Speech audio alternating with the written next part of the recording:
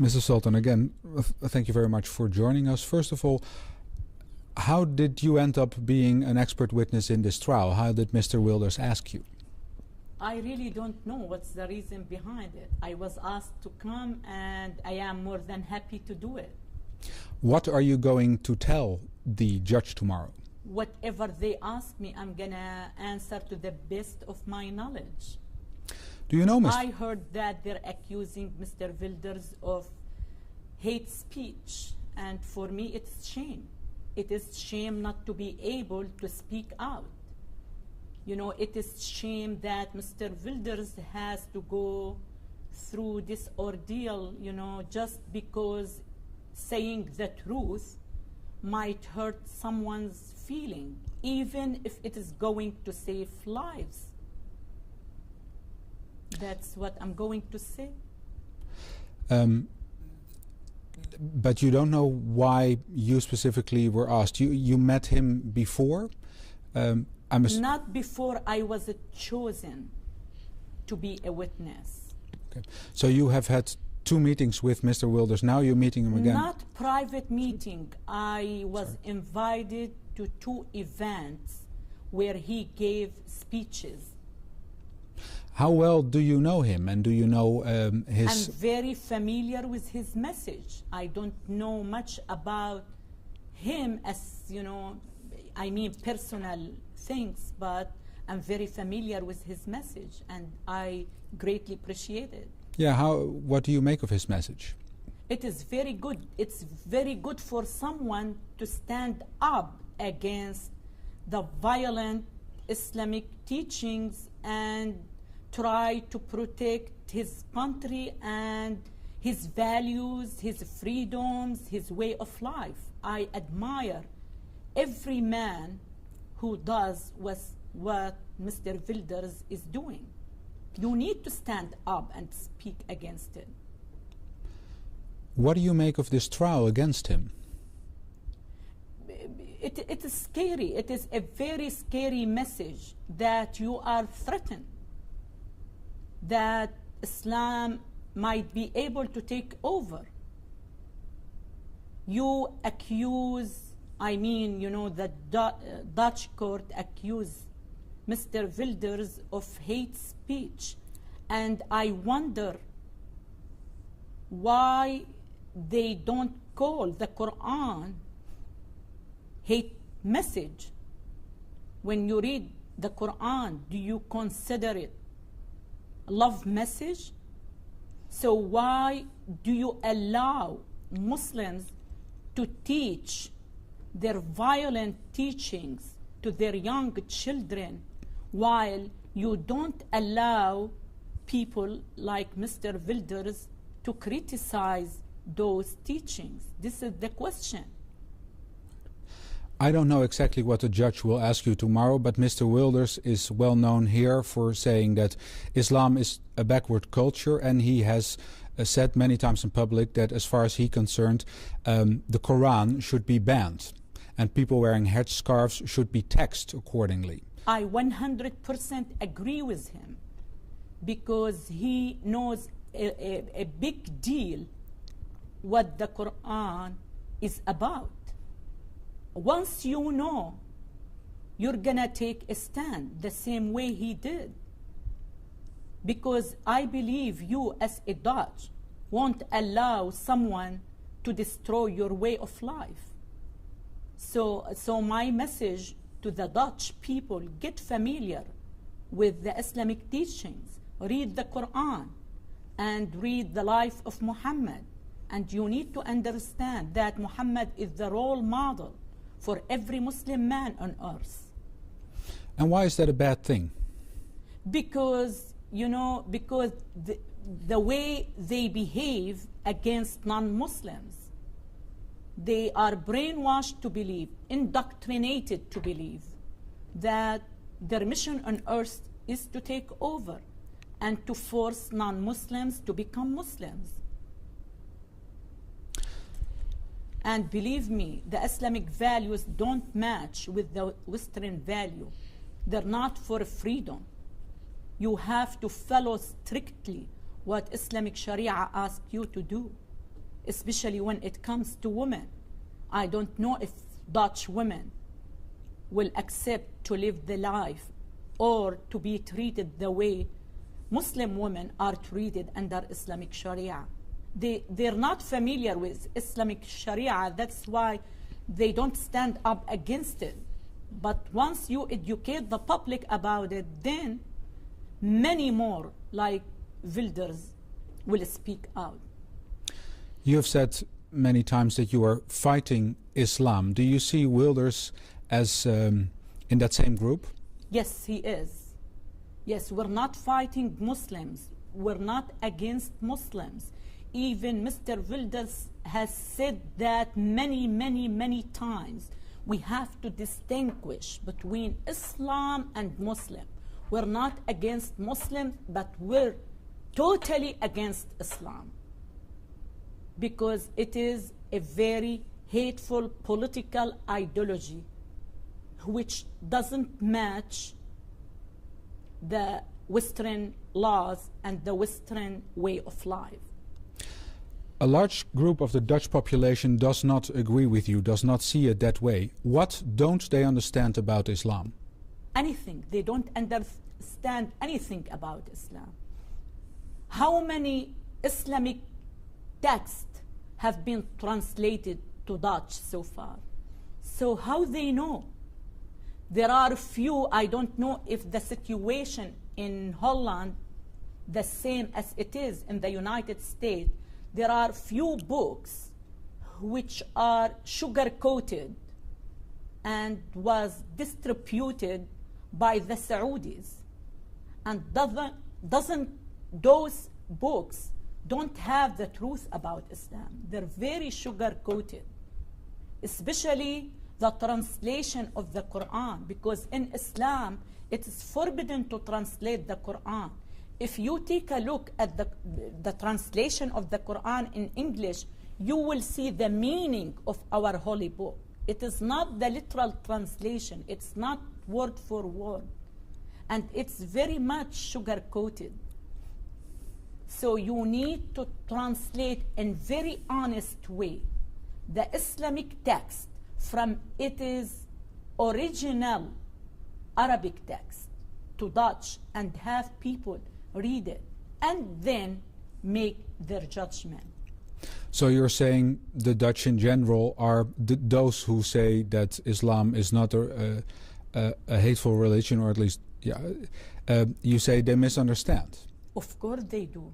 They don't understand the whole idea about Islam. There are 800,000 Muslims living in the Netherlands. Do you see them as a threat to the Dutch way of life? Not every Muslim is a threat. I'm sure many Muslims are very moderate.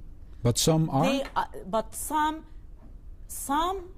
are dangerous, and some are playing the al-taqiyya, the concept of al-taqiyya, which allows Muslims to cheat, to lie, to cover their feelings in order to reach their objective. How many percent of those, I really don't know. But we cannot consider every Muslim is a threat. It depends how deeply he understands his religion and stick to his teachings. But if you're saying that, you just said, I don't have a problem with Muslims, I have a problem with Islam. Yes. Now it seems that you have a problem with at least some Muslims. No doubt about it. I don't want to generalize my attitude. Of course, I have problem with some Muslims. But I don't want to say every Muslim is a threat. That's not fair. My mother is a Muslim, and she's still practicing Islam. She's the most peaceful woman on earth. But she's illiterate. She has never read the Quran or the life of Muhammad. She practiced Islam the way she heard her mother and her grandmother talking about Islam. So that's what I mean. I cannot consider my mom as a threat. But she doesn't know much about Islam. I'm worried about Muslims who know the exact Muslim Islamic message and get stick to it. That's what it worries me. And I'm sure there are some of them who do that. What happened to you that you didn't follow your mother's footsteps?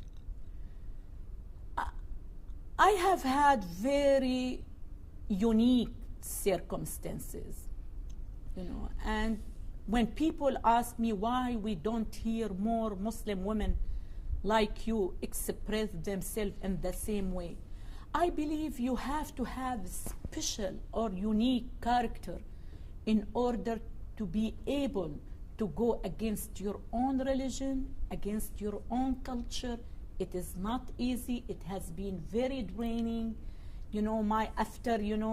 I said whatever I said about Islam, my life will never be the same.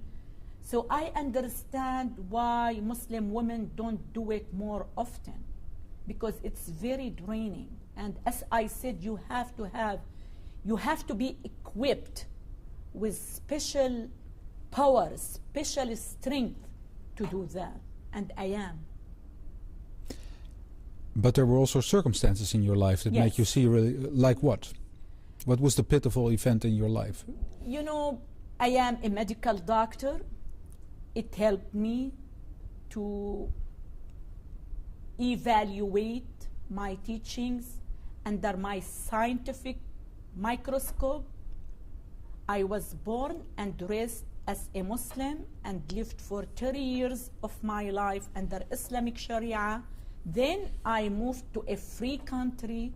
I felt, I was protected by the law and I was free enough to express my life. Plus, my husband plays a role in shaping, helping me actually to shape my thoughts about Islam. I've heard you tell the story of your niece who was married to... many experiences, many experiences. And it took me a book called The God Who Hates to answer your question, because it didn't happen overnight. There were many turning points of my life, and the story of my niece was one of it. But I couldn't realize the reason behind my niece's tragedy until I went and I lived in a free society. And what did you then realize about Islam that is so bad? Because I give you one example. My niece was forced to marry her cousin. When she was 11, he was over 40. He was very abusive man, and she didn't have the right to ask for divorce. Her father was not able to help her many times. She escaped from her husband's house to her father's, begging her dad to allow her to stay with her family, and he would say, it's shame for a Muslim woman to leave her husband's house without his permission. Go back, I will talk to him, I promise he will be better. Eventually, she committed suicide, leaving 4 children behind. Her marriage was valid under Islamic Sharia. And that's where I started question myself. What kind of religious law that allows a man over 40 to marry a child at the age of 11?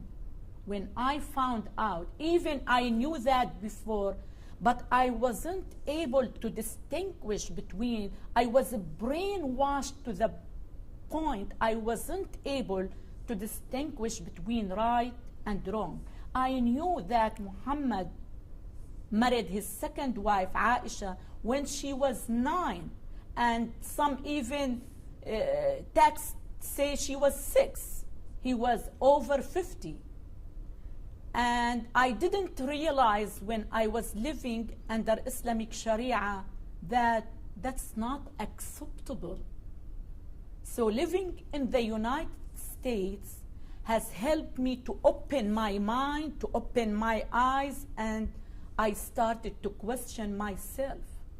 What kind of prophet, when he married a very young girl, 9 years old, and he was her grandfather's age?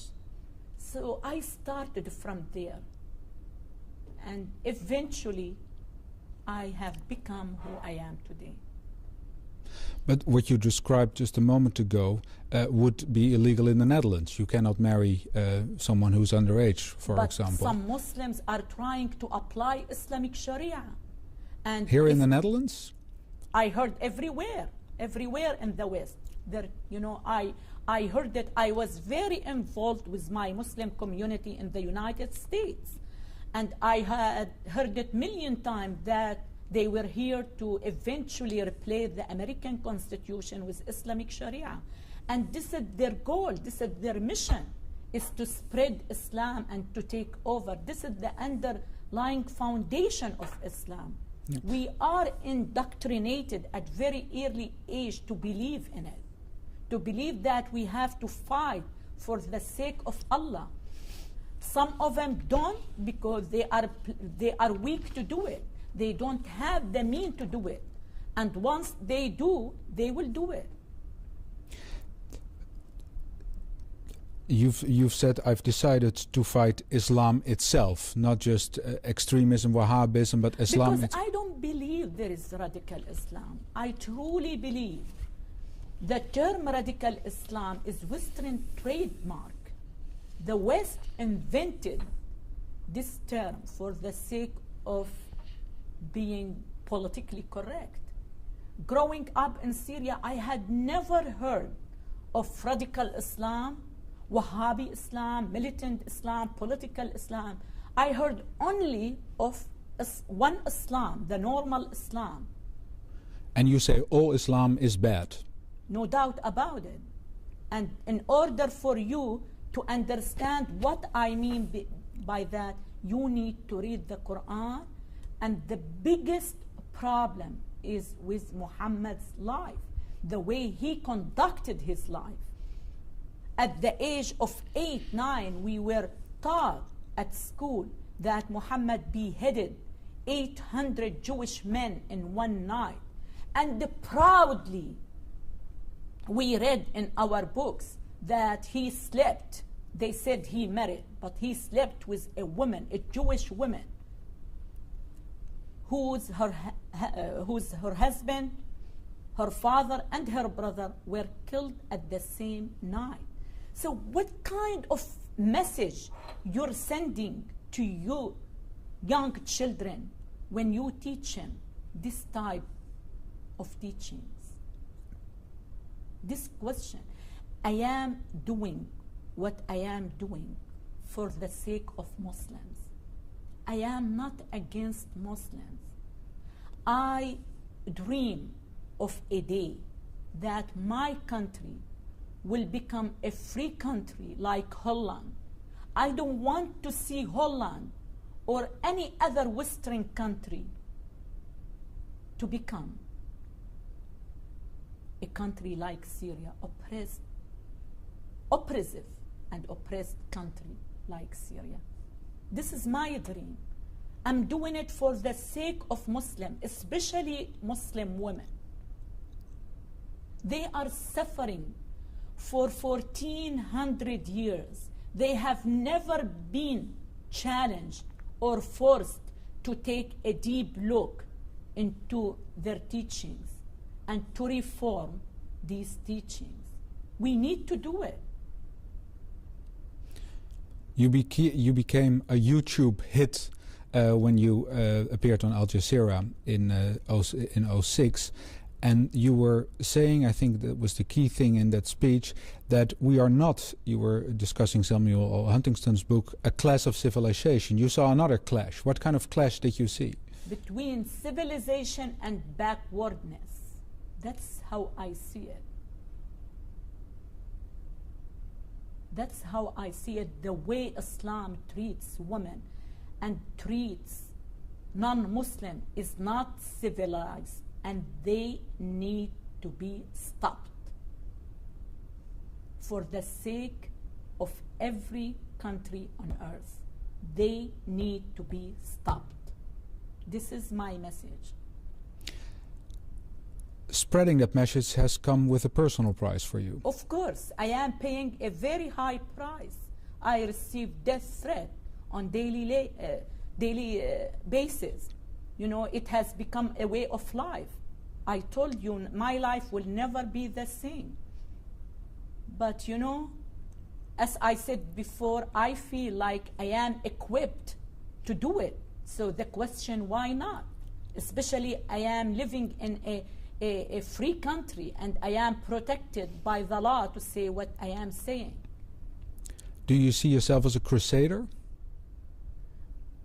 It depends how you mean by crusader. I don't want, you know, I feel like now I interact with my readers in the Arab world. I am well-known writer in the Arab world. I feel like I created, believe it or not, a vacuum in the Arab world. People now started to ask, what next? We left Islam. What next? They are looking for something spiritual to hold on. I don't want to be perceived as a spiritual leader. I don't want to be another Muhammad in the Islamic world. I want to keep my message as secular as I could.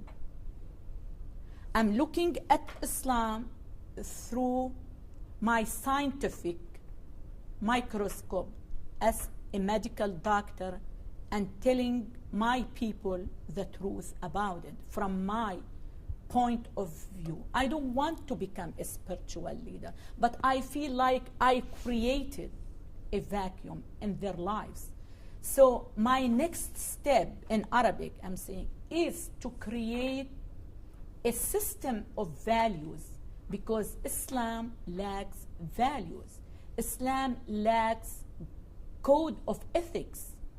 The crisis in the Islamic world is lack of morality. We don't have code of ethics. But when you read the Bible, there are passages in there that people these days, 2,000 years on, would consider, to put it mildly, not very nice. Do you see Christianity as a better religion than Islam? I don't know much about. Well, I mean, you mean America?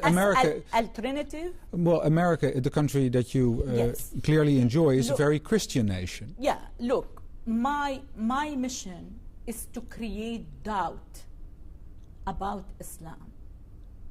My message for Muslims is to take a deep look in their teachings. Once they left or they reformed, let's say even I don't believe Islam can be reformed, but some people claim they are able to do that.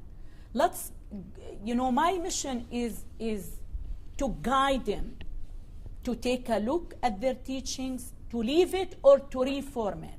The next step is their business to follow. I don't follow a specific religion. I do believe in God, but I don't believe in any religion. So I'm not trying to convert Muslim to Christianity, and I cannot care less about what religion they're gonna have after they leave Islam. So this is my point. I don't know if I answer your question. Well, you say you believe in a God, but you are not religious. No, I am not. No, I am not. I don't follow any religion. I don't know much about Christianity. I don't know much about any other religion, and I don't really care to know.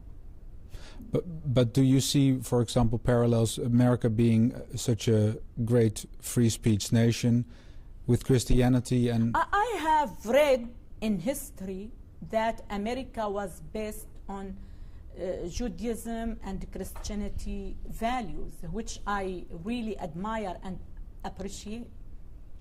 it was based on the 10 Commandments. You don't see the 10 Commandments in Islam. You know, there is no Quranic verse that says don't kill. There is 3 times the Quran mentioned don't kill except in a way of justice. So you have to ask what the Muslim concept of justice. Their concept of justice commands them to kill Wafa Sultan because she's criticizing Islam. But in the 10 Commandments, what I know, you shall not kill, and that's it. There is no justification in the 10 Commandments for any killing. Sounds like you're liking Christianity better than Islam.